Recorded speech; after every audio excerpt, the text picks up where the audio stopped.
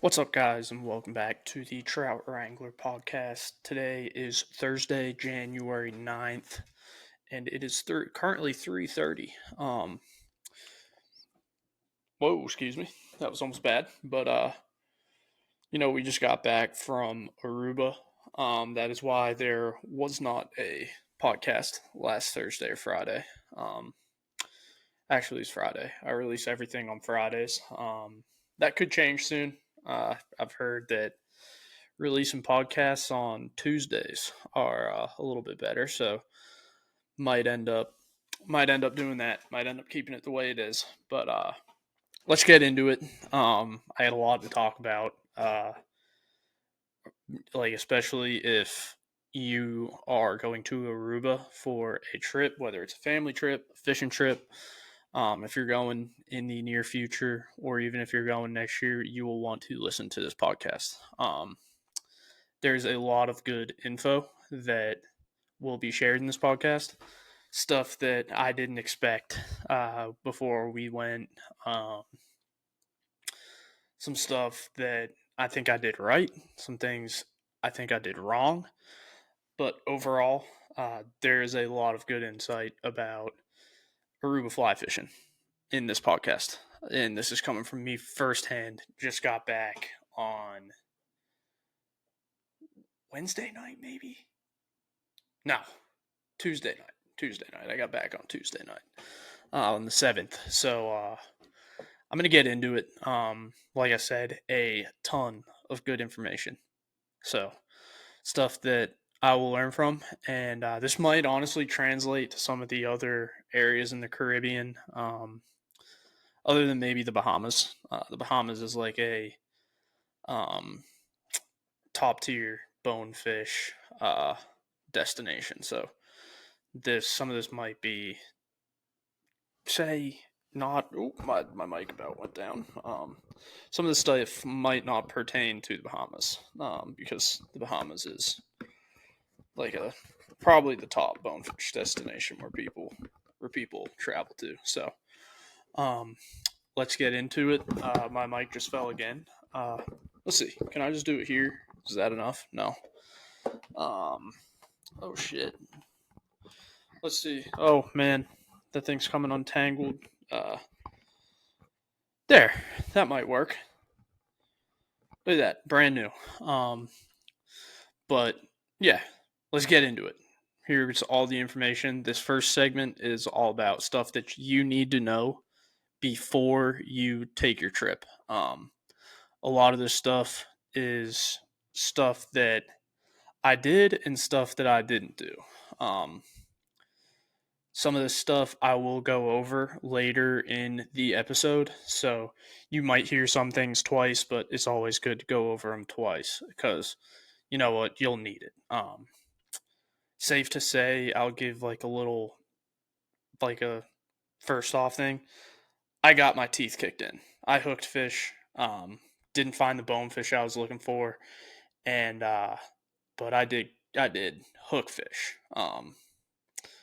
But this is what this entire episode is about. So I'm gonna get into it. This first segment, like I said, is what you need to know before you go on a trip to Aruba, fly fishing. Um, but the first thing I I brought an 8 weight rod. Um, some people have more than one rod. Those people, if you have anywhere between an 8 weight to a 10 weight, I'd recommend you bring a eight and say an 8 and a 10. Um, Having more than one rod might help you in trying to find fish a little bit easier. And I mean, it's not easy to find fish in Aruba. I won't even lie to you. It is tough for multiple reasons. But a rod between an 8 and a 10 weight will be perfect. I had an 8 weight. I didn't have any problems. But anywhere between an 8 and a 10, you're going to be fine. Um, Another thing I would recommend is keeping it simple. Bring your two rods, bring some flies. Don't get carried away with all your leader and stuff like that. Um, Keep it simple. If you're getting on a plane, you don't want to be some people will, but you don't want to be lugging around a completely separate bag for all of your fly fishing stuff. I had a drone, I had a camera, um, I had a tripod, not like a big tripod, like a little phone tripod, but never even really used it. But keep it simple. I honestly had trouble traveling with a fly rod. I have a Patagonia bag that has a rod tube holder on it, and I was getting a little bit of grief and a little bit of flack because my bag wouldn't fit under my seat because I brought it on as a carry on. Brought it on as a carry on, and I ended up having to take my rod out of it and hand it up to my girlfriend who's sitting in a window seat the row over from me. And that ended up working out. So she had enough room like next to her so where she could put it down, and I still had my rod. But um, I was nervous before because I was going to bring my nail knot tool in my carry-on bag in like a little box that I have that I keep all my leader, all my tippet, all that stuff like that pertain to line and anything like that. I keep in a little box, nice sealed, airtight box. So I was gonna put it in there, and I got cold feet. I was like, knowing my luck, TSA would probably pull me over. Not pull me over, but like randomly search me because oh yeah, look at that. There's a sharp object in your carry-on bag. I'm gonna question you. That'd be my luck. So my thing was like, I want to eliminate as much risk as I can. So I just took my nail knot tool out of that little box and put it in my checked bag. So that went right in my check bag. Had it in like a little slit in the side. I actually have a Patagonia duffel bag as well. So put it in that side pocket of my Patagonia duffel bag and threw it under the plane, and I wasn't even questioned. So um, that was more my stuff for traveling with a fly rod. Um, how I did it with like my little box and all my flies. I had a completely separate fly box for all my saltwater flies. And I had those in a little front compartment on my bag. And that was all my flies on the way there. Never got stopped. I thought somebody was going to see my rod tube poking out from my bag, and they're going to be like, hey, you there? Come over here. I want to search your bag. Or somebody from TSA would see flies in my bag and they'd be like, oh, those are sharp objects. Let me pull this kid aside and search his bag.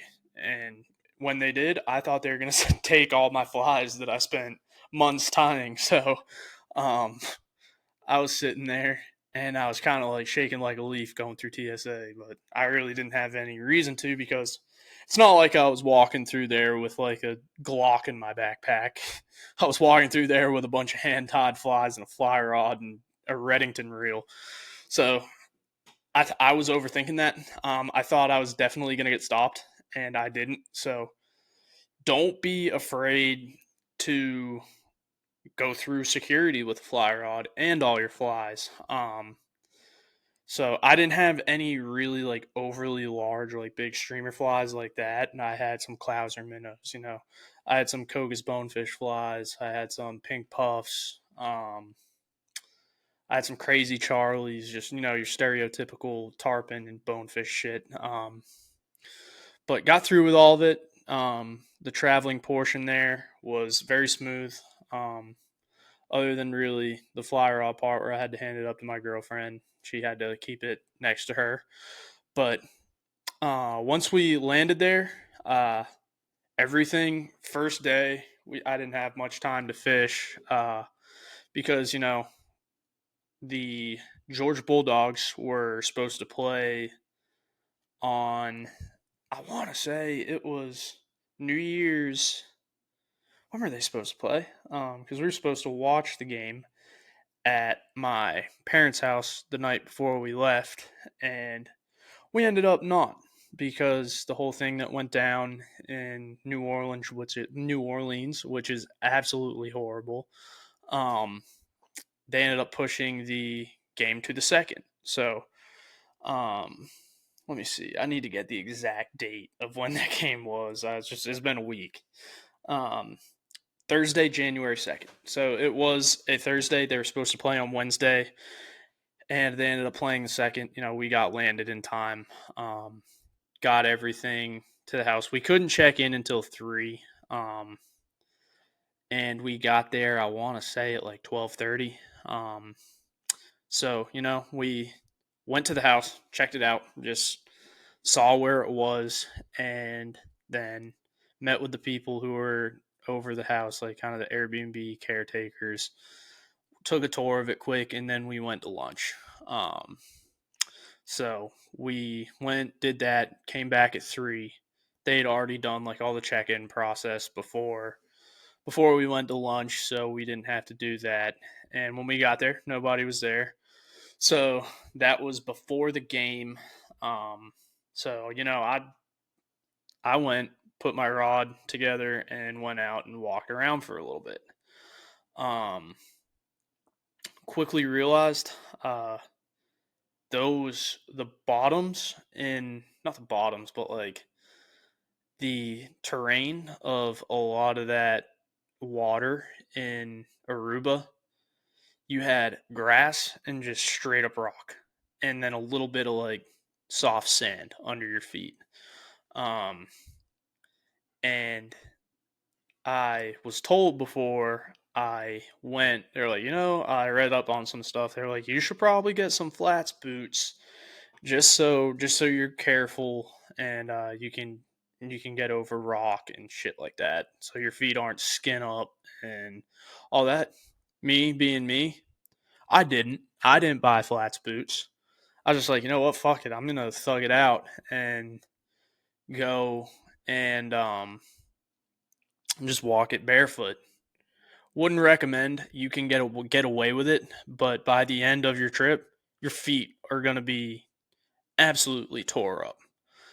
Um, so that's my thing. Buy the flats boots. I know Sims makes a good pair. Orvis makes a good pair. You can honestly probably get something a little bit better than that, and a lot cheaper than those two options.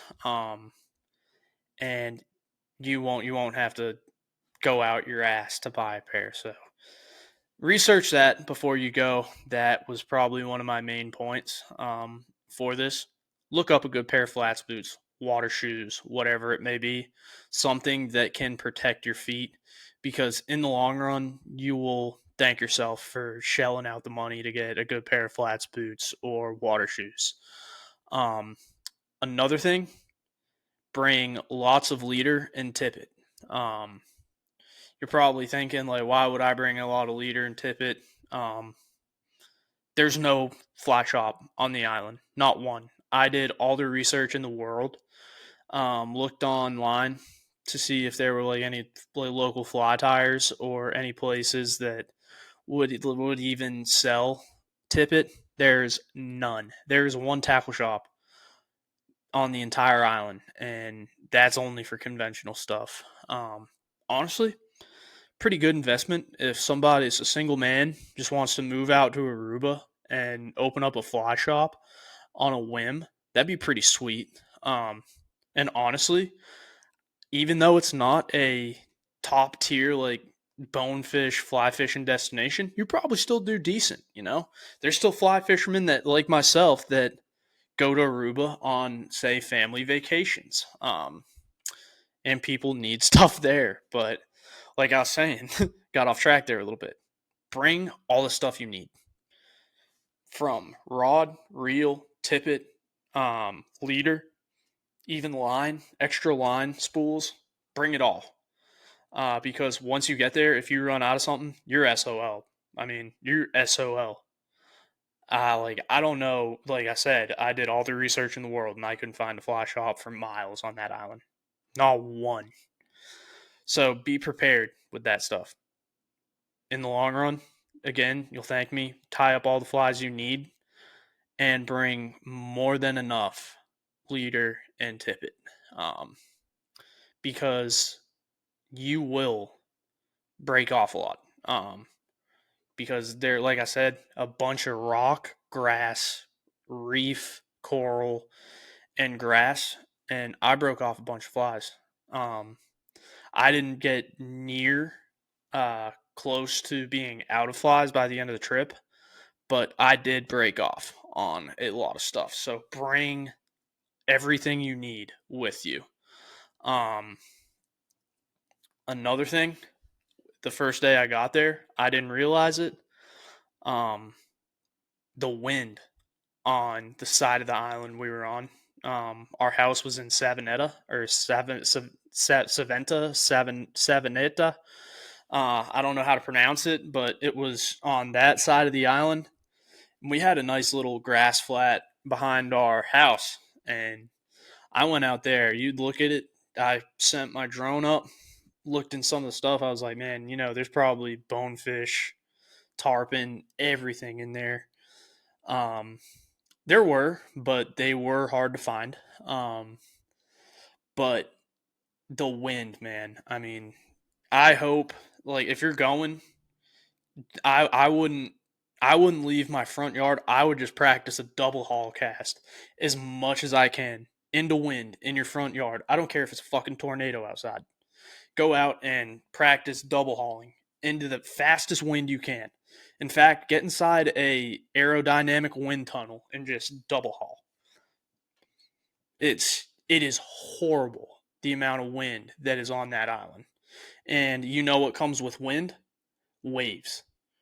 I'm talking not like your stereotypical like I can jump over them, dive into them waves. I'm talking big fucking massive whitecaps. Like and when they crash, it's like Mean Joe Green about to take you out through the A gap. You're like a running back coming through the A gap and Mean Joe Green is right in front of you getting ready to fucking knock you out. That is how bad those waves are. And that is no exaggeration. Those waves are brutal. Um, and it does make it extremely hard to see fish. Makes it hard to cast, even if you're standing like, say, shin deep. It makes it hard. Multiple ways. Casting, uh, spotting fish, um, moving around, like wading the flats, makes it hard. Makes it very hard. Um, but bottom line, just practice double hauling into some fast wind.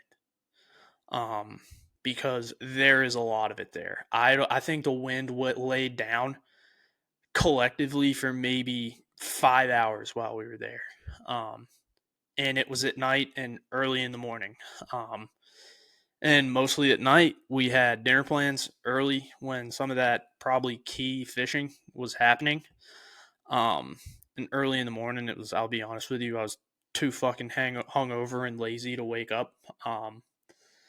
And that is probably when some of the more key fishing was going on. But at the same time, even in the morning on about a lot of the days that we were there, it was windier than fuck.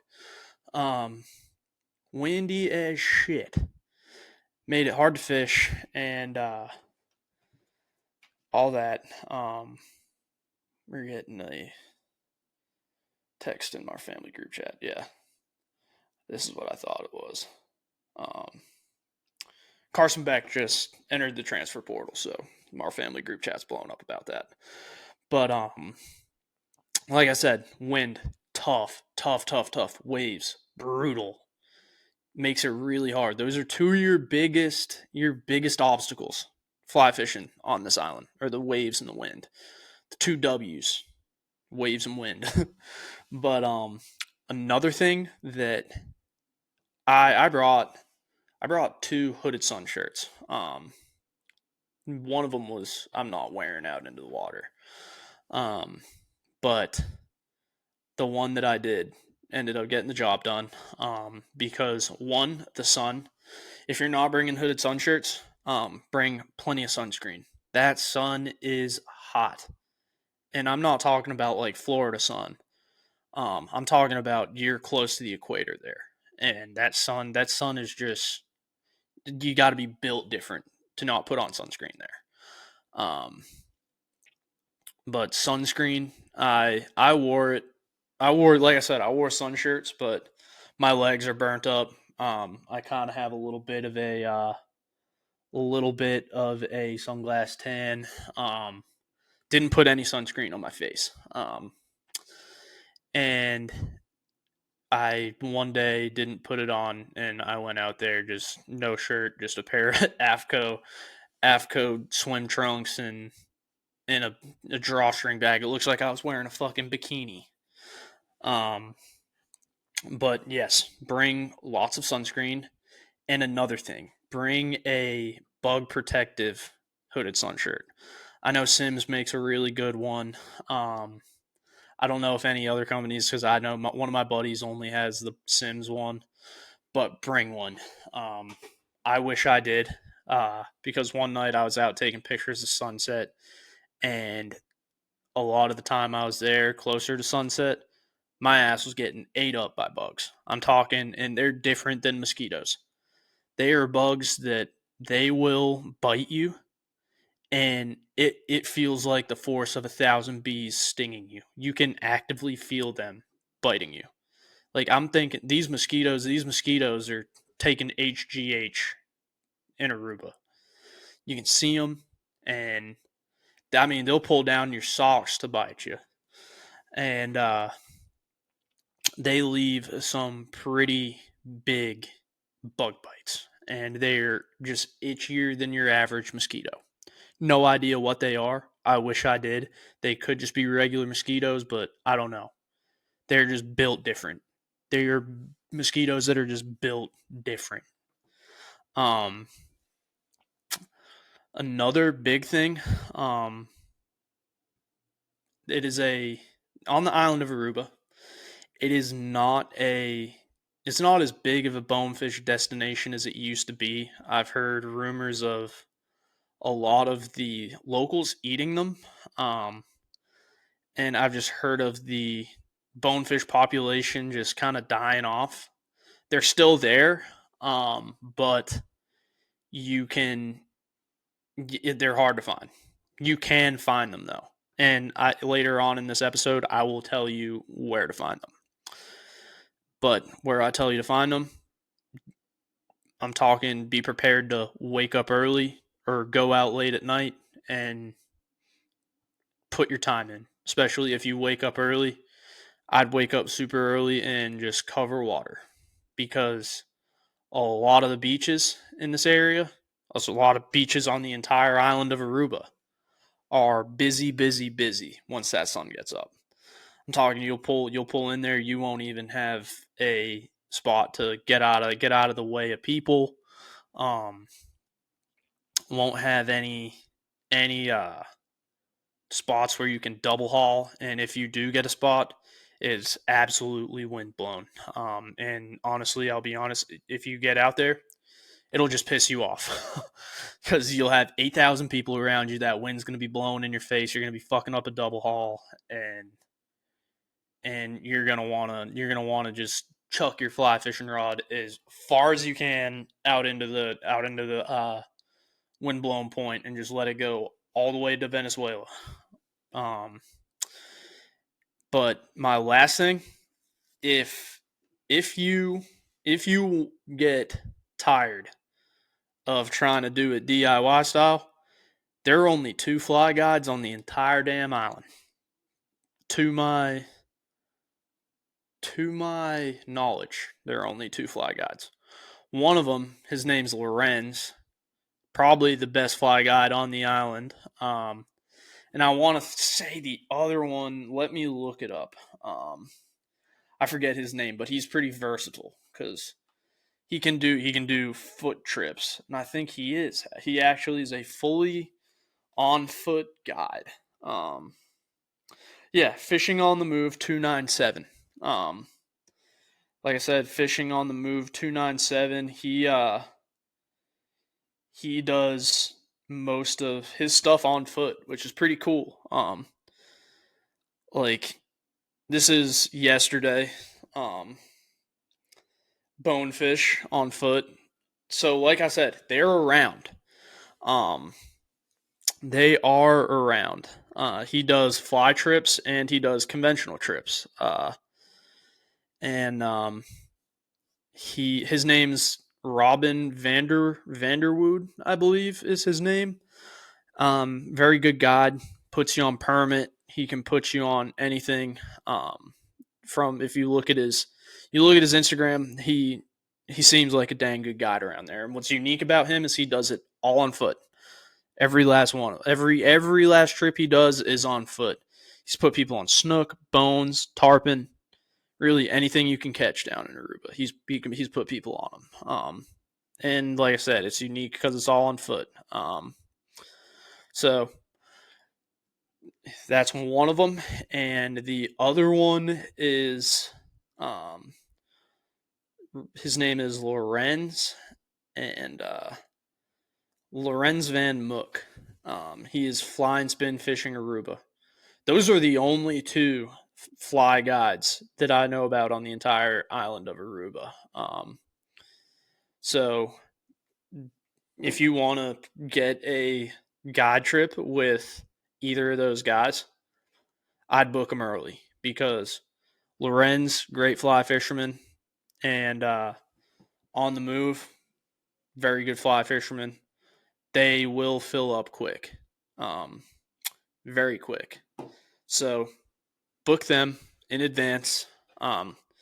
If you want to be guaranteed to go out and catch at least one bonefish, anything like that, book them.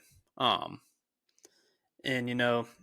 book them. They're local guides. They've probably been living there their entire lives, and they are actively catching fish. So that is the end of my what you need to know before you go. That right there is a lot of the stuff I learned either the hard way or I learned before I went. So take that for what it's worth. The next part I got is kind of like I'm going through like a little pros and cons thing. This is where I told y'all it's some of this stuff is fishing related, some of the stuff isn't. And you might hear it twice from the what you need to know part. So my pros of this island, honestly, it is an awesome island. Despite the fishing, great island. I had the time of my life on this island of Aruba. Pretty weather. Local beer is awesome. You'll see it like as soon as you pass the bridge on your way into Savaneta from the airport or Oranjestad. I think that's how is Oranjestad. I don't know how to pronounce it. If you're on the way back from there or the airport, you'll go over the bridge and you'll see the giant Balashi brewery right there. Balashi, awesome. One of the ones that's kind of a spin-off of Balashi is Chill. And then you also have Chill Mango. All three of those beers are awesome. And honestly, it is almost cheaper for a tourist to buy Balashi than it is to buy a case of water because of the import tax. And it's cheaper to buy that stuff, obviously, than buying, say, like a case of Mick Ultra or a case of Coors Light. Like a case of Coors Light there is like $80 because of that import tax. So get the local beers; they are awesome. My favorite happened to be Chill. Tried the Chill Mango by the end of the trip, and honestly, it was pretty good. Very good, in fact. Wish I drank more of it while I was there, but like I said, local beer, great. And one of my buddies, One of my buddies is reacting to it too. Everybody, all my friends are going off about this Carson Beck news. Um, but like I said, drink the local beer because it is great. And I'll be honest, it is easier to buy cans of the local beer than it is to buy the bottles because the bottles are like that big. It's literally like 2 shots of beer, and you will go through them fast because my entire family did. Um, but another thing, when the fishing sucks or the beaches get busy, there's still a ton to do. Ton to do. Like one day we did a UTV tour where we got in like side by sides, and you can essentially drive the entire island on a side by side. And they take you to all of these like super cool landmarks in Aruba, and some of them have the prettiest views. Um, and it's the whole UTV thing. We did it through ABC Tours, and it was worth every penny, worth every single penny. And I highly recommend it through them. They'll pick you up, say like at either your hotel if you're staying in a house. They'll pick you up in like a little bus kind of thing. It's like a Toyota Land Cruiser, but um, they stick like this big thing on the back of it that's got like 2 bench seats. And it's like honestly, like I'd kind of want one for like me and all my boys to go fly fishing in Western North Carolina. The thing's sick as hell. So they're awesome. We had Alejandro and Kiki for ours, and they were both awesome. Funny ass people. Alejandro was funny as shit. Um, and they just made it super fun. So book that. Another thing, they got some awesome food. They had like we ate at this place. I think it was Luca Trattoria. It was an Italian joint. Honestly, hands down, one of the best meals I've ever eaten.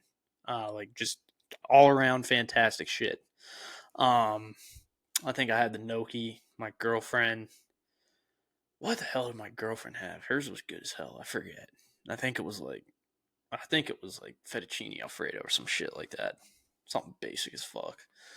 But good dude, just absolutely fantastic. The rest of my meals were great too.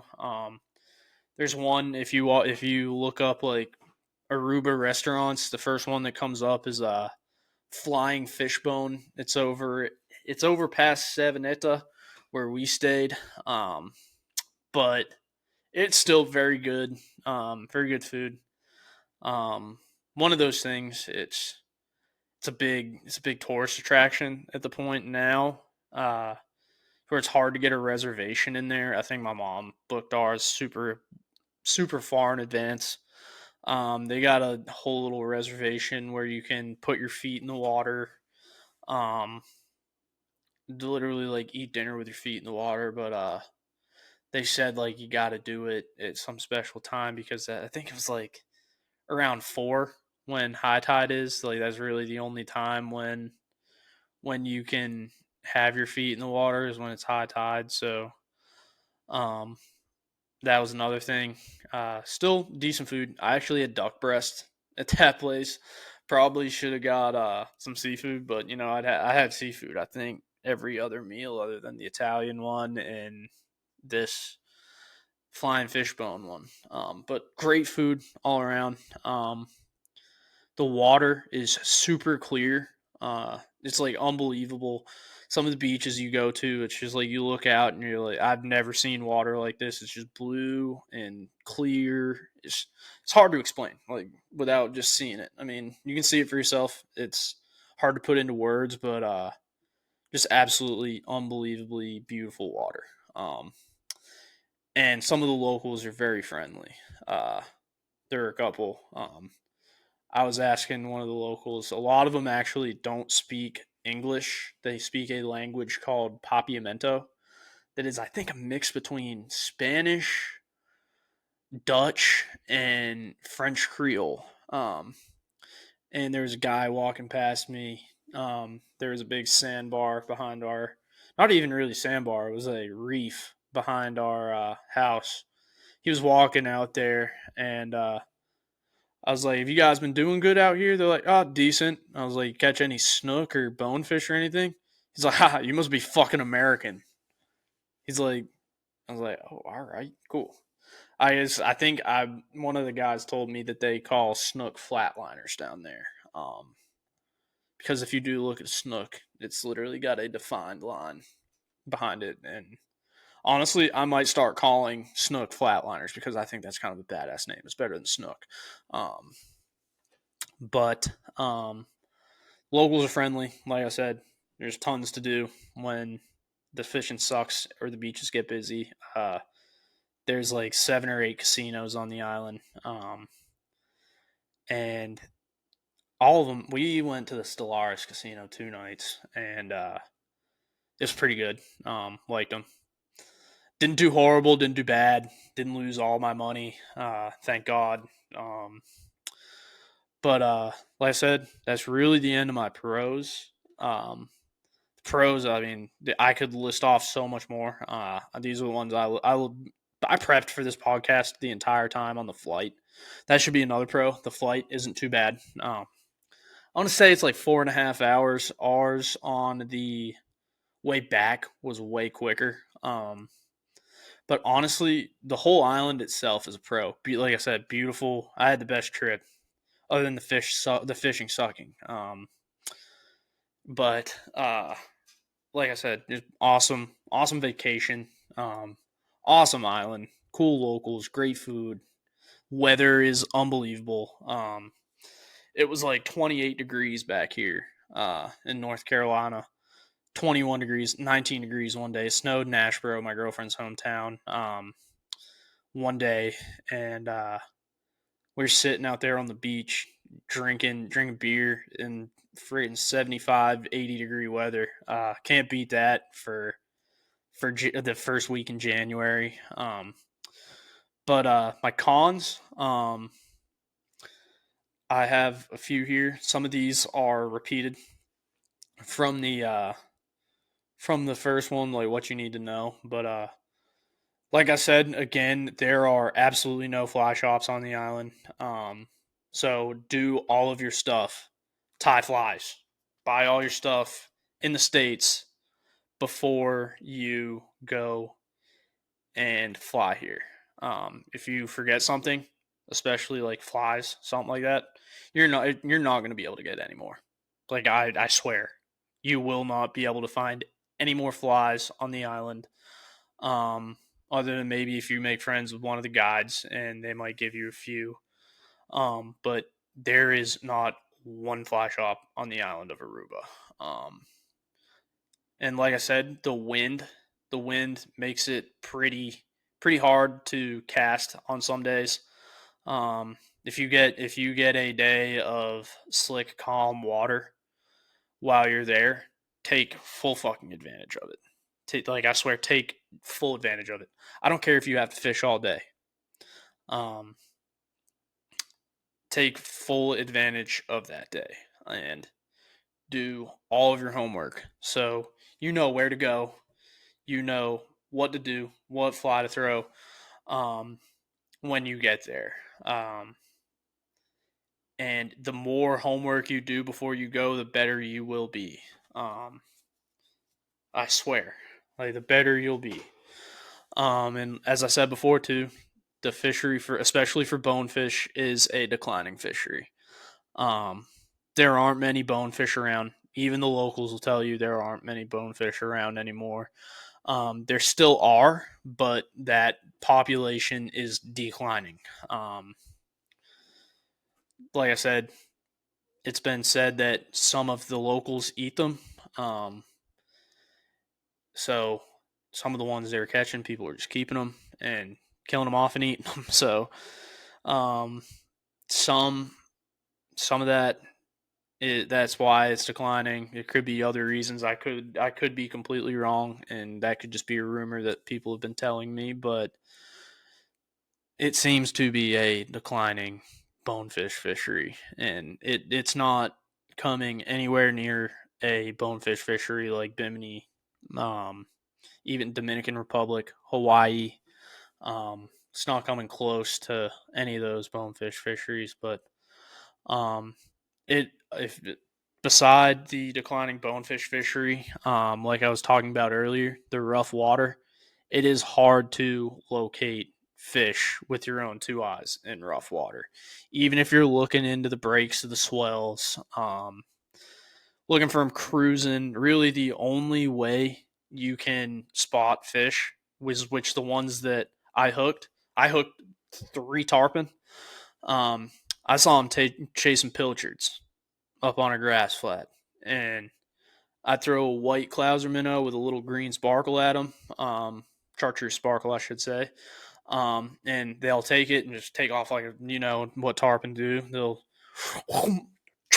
take off like a damn rocket ship, and their mouths are paper damn thin. And the minute they get to doing this, your fly is coming back at your head.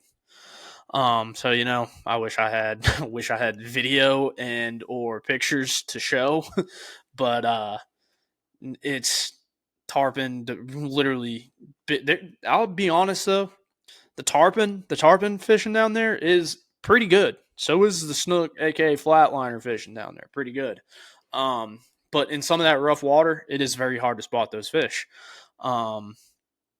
The only way I could really spot them is watching them absolutely blast pilchards 8 miles out of the damn water.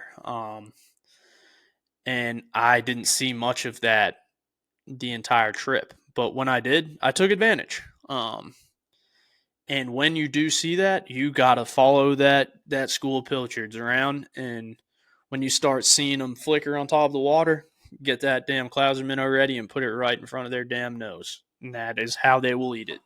And then just be ready for it. Take off like a damn rocket.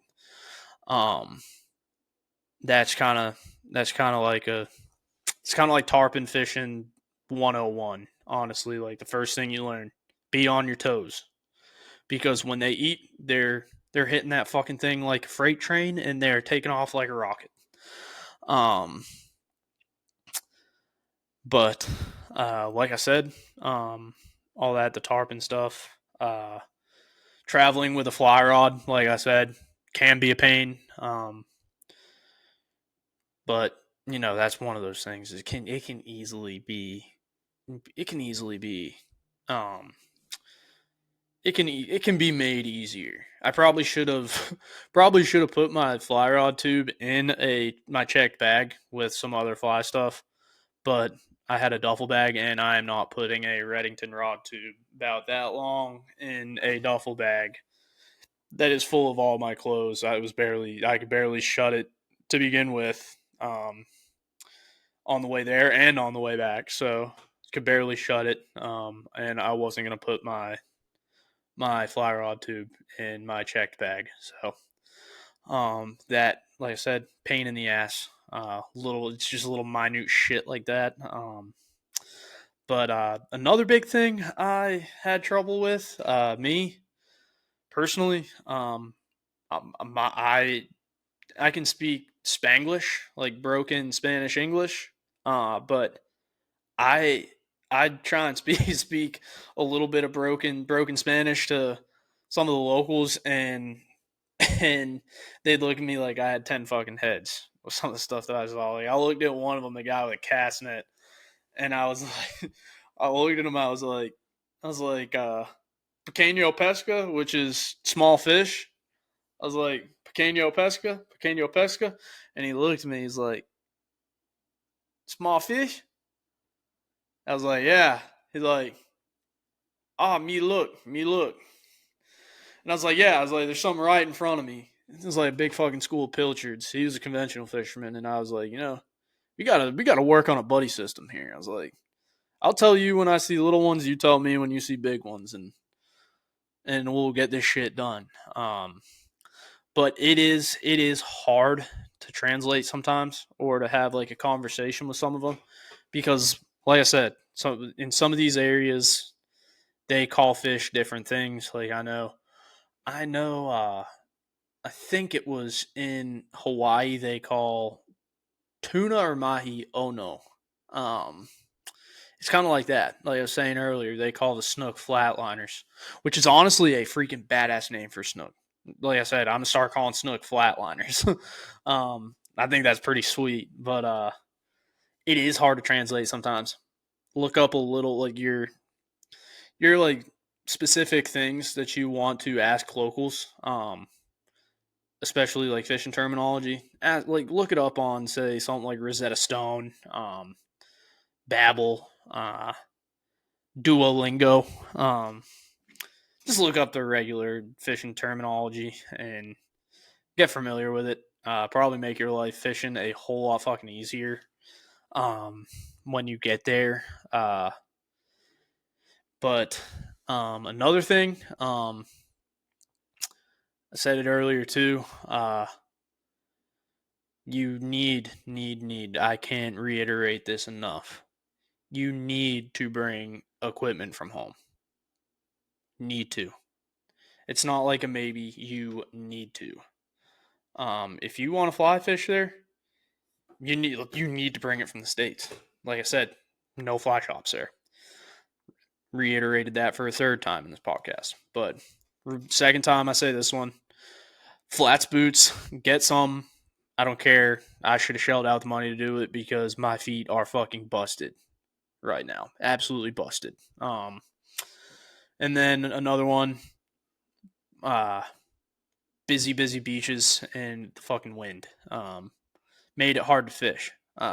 Made it hard to fish. So you got to capitalize on those morning and evening bites to where it's not as windy and you don't have 8 bazillion people on the beach. But other than that, if you don't, uh, if you don't capitalize on those times, there's still so much to do. I had a great time with my family. Went to Baby Beach.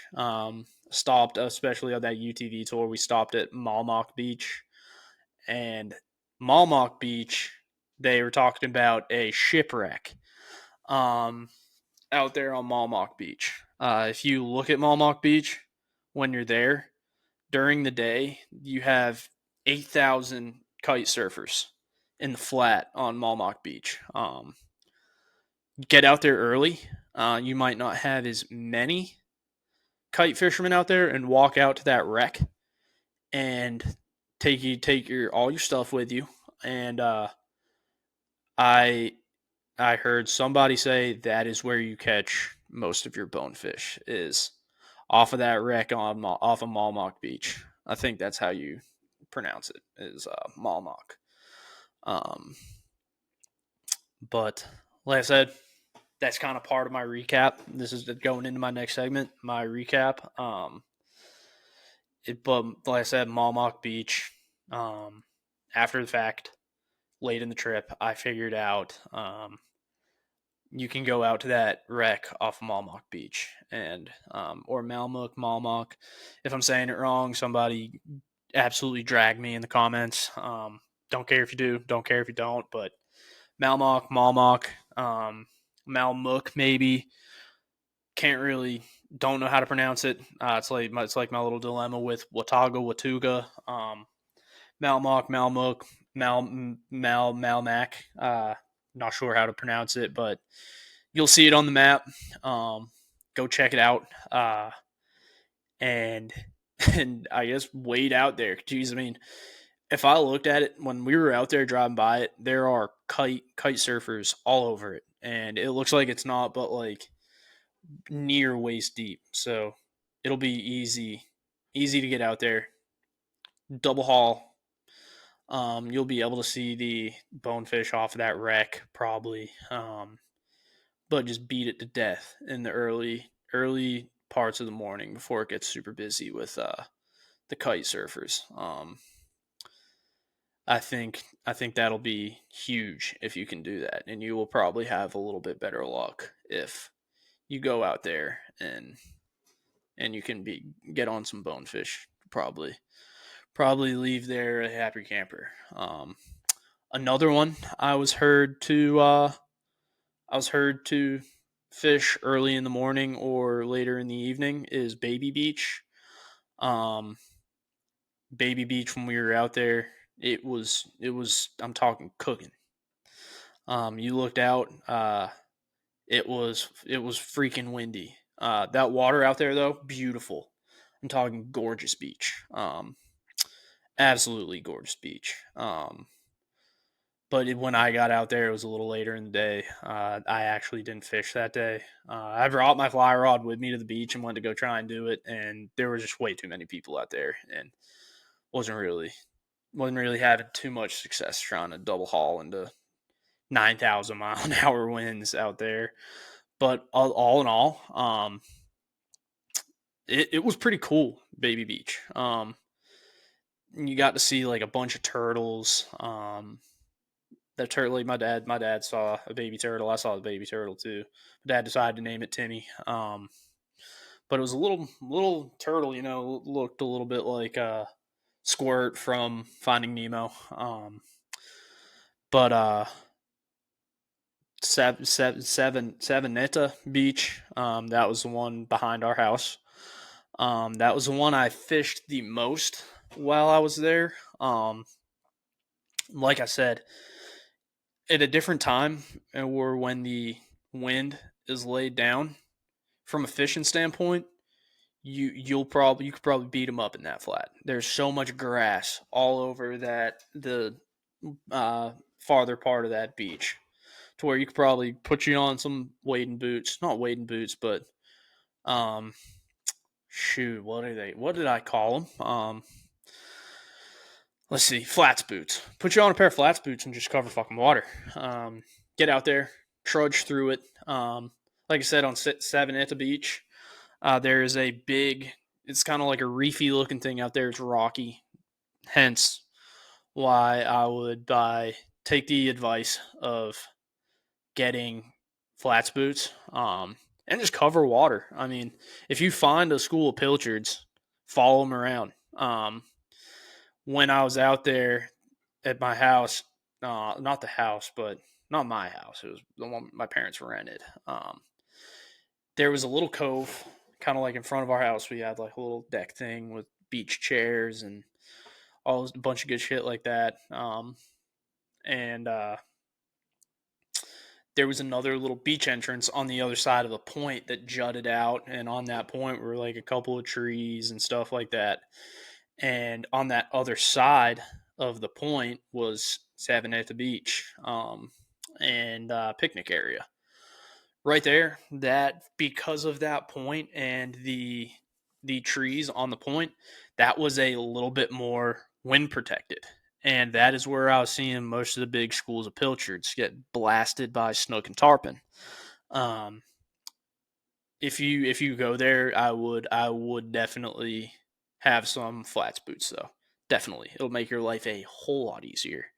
Um, but get out there, follow the schools of pilchards, and you'll see them get blasted. I want to say it was like every 15, 20, maybe 30 minutes, you'd see them, and you'll hear them flickering all over the water. It was just like a regular, just like mullet. It's like a red, just tossing mullet all over the place. It's about the same thing, but they're called pilchards.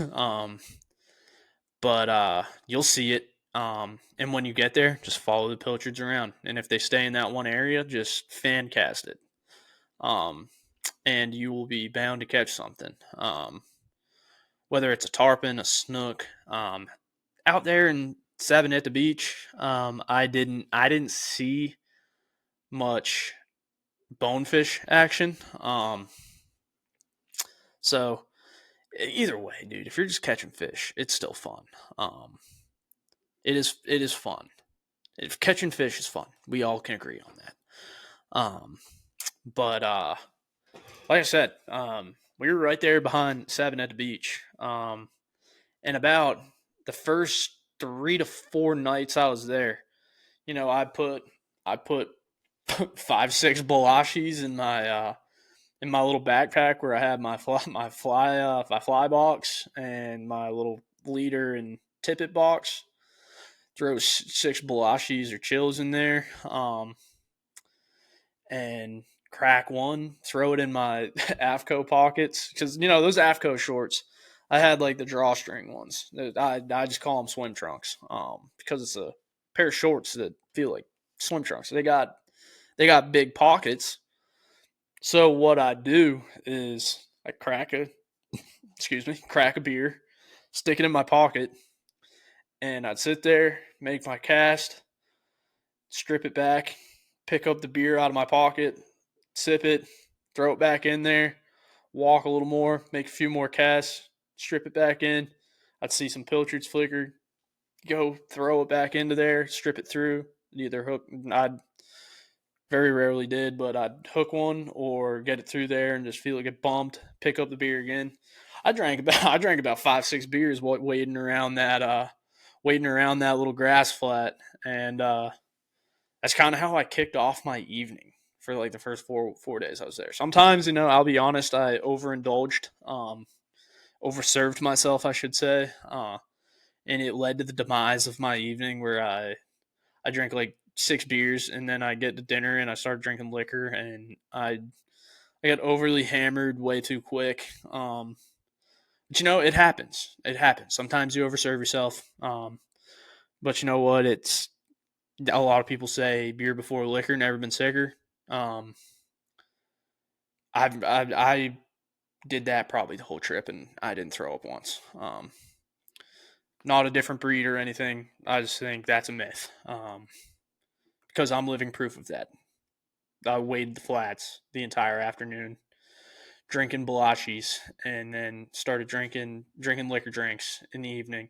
I mean, I was probably the most intoxicated person in our group, but I did not throw up. Never, not once. Couldn't be me, dog. But yeah, I just wait around out there. I'd finish one, crunch it in my hand, toss it in my fly bag,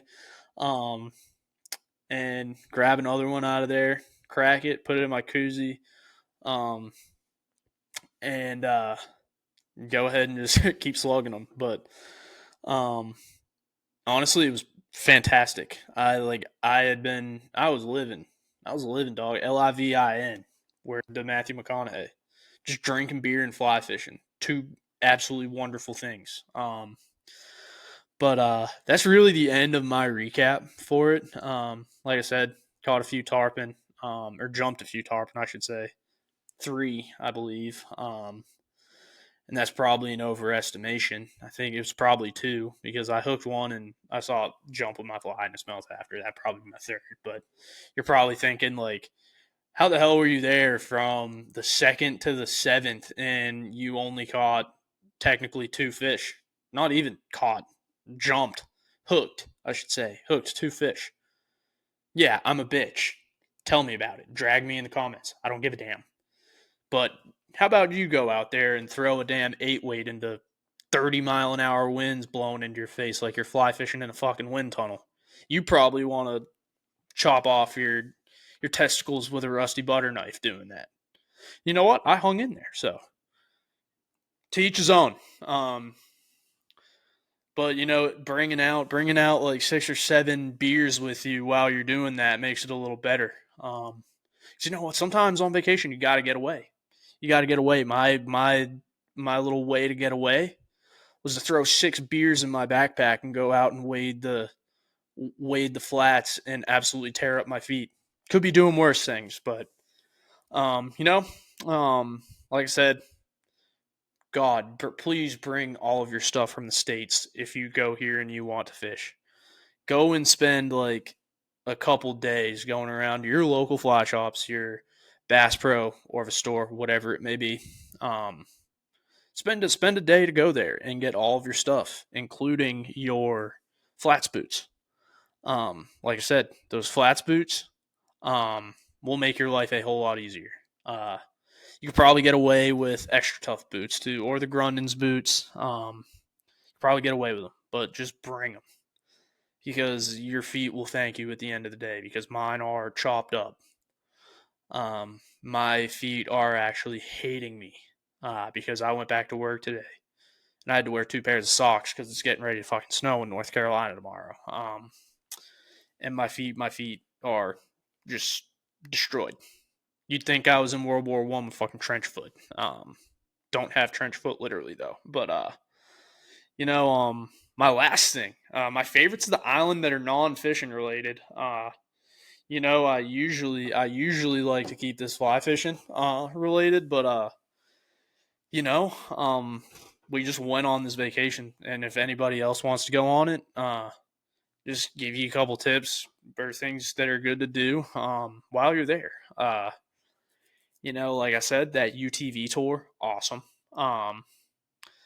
Restaurants are awesome, especially I think it's Nord or over there by Nord, near some of the casinos. Are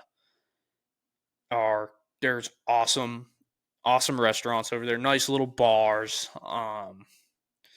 There was a Sopranos piano bar. I'm a big Sopranos guy. Um, Actually, a massive Sopranos guy. So they had a Sopranos piano bar, and we had to go there for a couple drinks. Uh, yes, I walked in there. Oh, sitting there like, let me.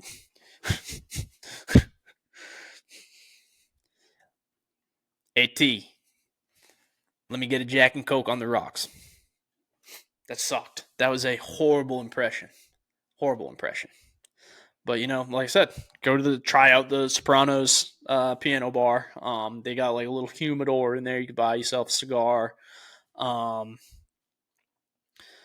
like I said, that Luca Trattoria, great, great little Italian joint there. Its sister restaurant is next door to it, called like Buca something, Buca Whitewater maybe, Buca Clearwater. It's a seafood restaurant. Great food. That I had some grouper there that was fantastic, absolutely fantastic. But check out all the beaches. Eagle Beach, beautiful white sand beach. I think it was between Oranjestad, however you say it. Like I said, not really familiar with how to say that town name. Is between like Oranjestad and Malmok. Um, Great little area. Beautiful beach, white sand. The whole nine. Kind of like the stuff you see in movies of when like you see a movie about the Caribbean, just the blue water, see all the way out there, turtles, whole nine. Check out Baby Beach. Shoot, what was the? I'm gonna have to look it up. Oh shit! Wow, that's absolutely almost ripped my phone charger out of the wall. But I'm gonna have to look up the. Name of that. The whole the whole little conky. That's what it was called. I didn't even have to look at it. I'm actually looking at Carson Beck memes currently. Some of these memes are actually pretty funny. Buddy is definitely going to Miami though. There's no doubt in my mind Buddy is going to Miami.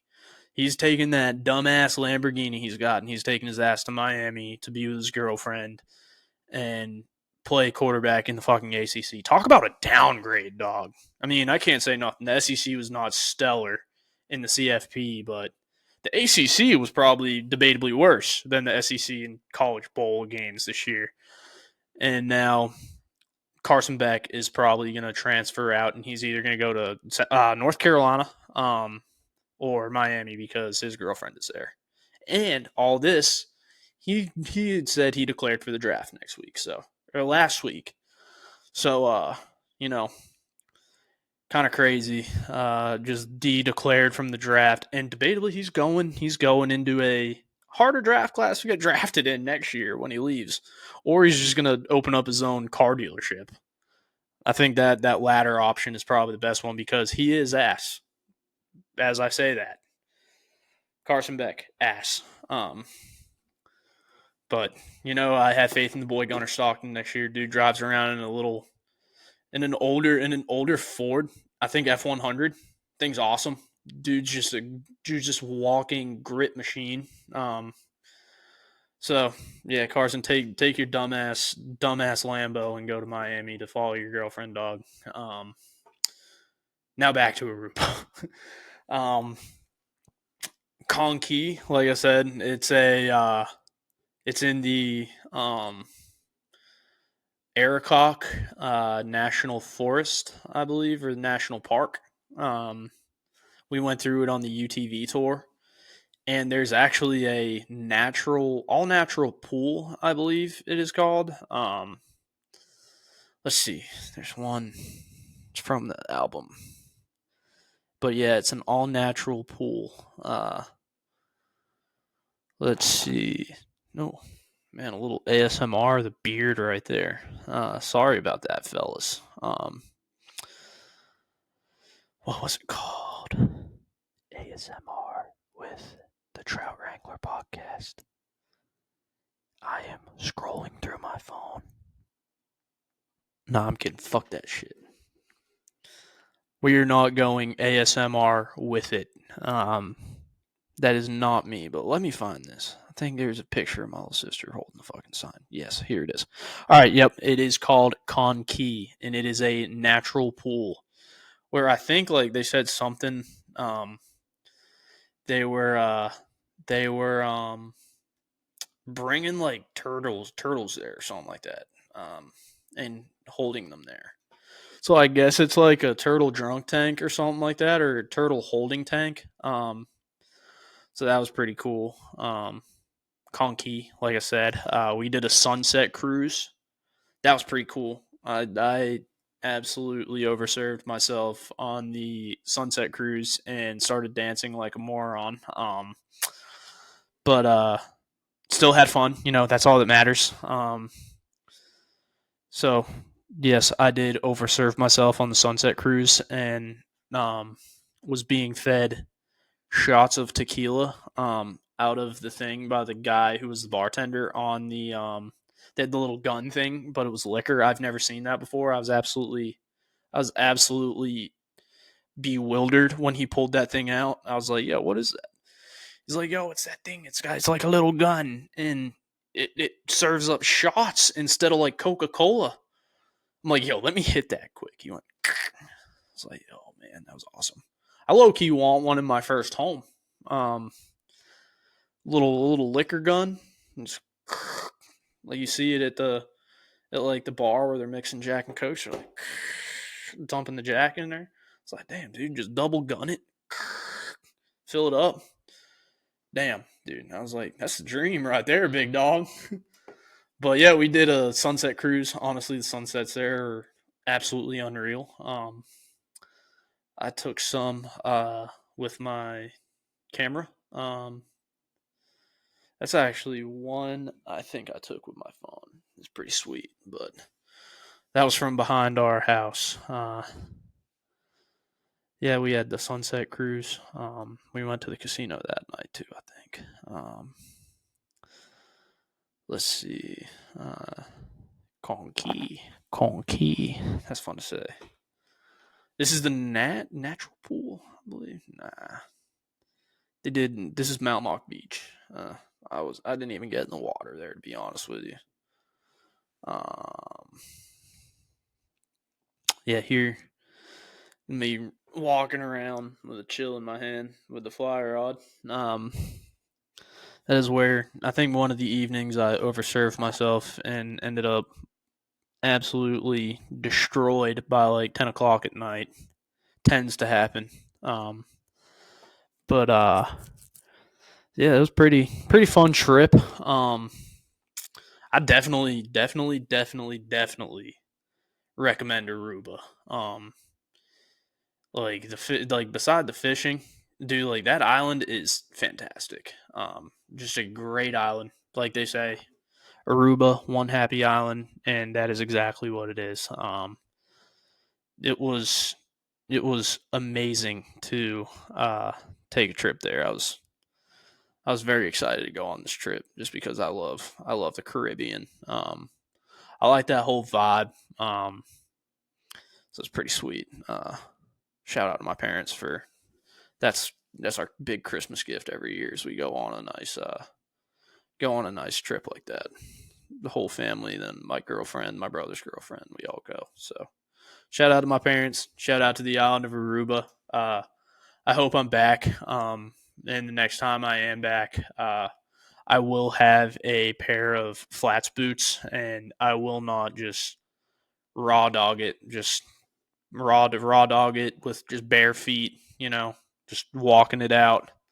Um, Never will I do that again because my shit is absolutely cooked right now. But you know, so after a week of fly fishing in Aruba, this should be about how you look. This was the second to last day, and this is essentially my, the bones tarpon and flatliners had got the best of me. That is me passed out on Eagle Beach. My girlfriend was going to take out all the empty beer cans from the cooler and put them around me and act like I was passed out drunk. I actually only drank, I think, one beer that day because, by the end of it, that sun had just taken it out of me. And I just wanted to take a quick nap on the beach. So that is indeed what I did. And in the process, got a top 3 worst sunburn of my life on my legs. But all in all, like I said, absolutely amazing trip. And if any of you, followers or not, are going to Aruba, please don't hesitate to ask me any questions. Ask me anything that you'd need. And on YouTube after this video, I will also be posting a separate what you need to know, what flies I brought, like your what to do, like what you need, what you don't need, and just an all around like kind of pre-report because before I left, I didn't see much information about going there. If you Google it, there are a couple forums that come up, and some of the forums have decent information, but there was one forum I saw where there was actually a local from Aruba that gave some guy the most detailed, detailed fucking response that I'd ever seen, and I learned the most from that one response. I will try and link it in the bio, but I will also be doing a video on Instagram, TikTok, YouTube, just outlining things. Just one of those things, just letting people know what to bring, what to expect, just so you don't have to go in there kind of flying blind like I did, other than doing a little bit of research before, and so you can kind of know what to expect when you show up to the island. So, with that being said, that is the end of this episode of the Trout Wrangler Podcast, and like I said, until next time, if you're in the state of North Carolina, stay warm. We got a cold couple of weeks ahead. Good opportunity to stay in the house, tie some flies. Get ready, get your stuff ready. Pack those bags because whenever it gets a little bit warmer again, we're all gonna want to go fishing. So until then, keep them tight. Wrangle some trout. And like I said, let me know if you need any information about fly fishing Aruba. Rods Flies out.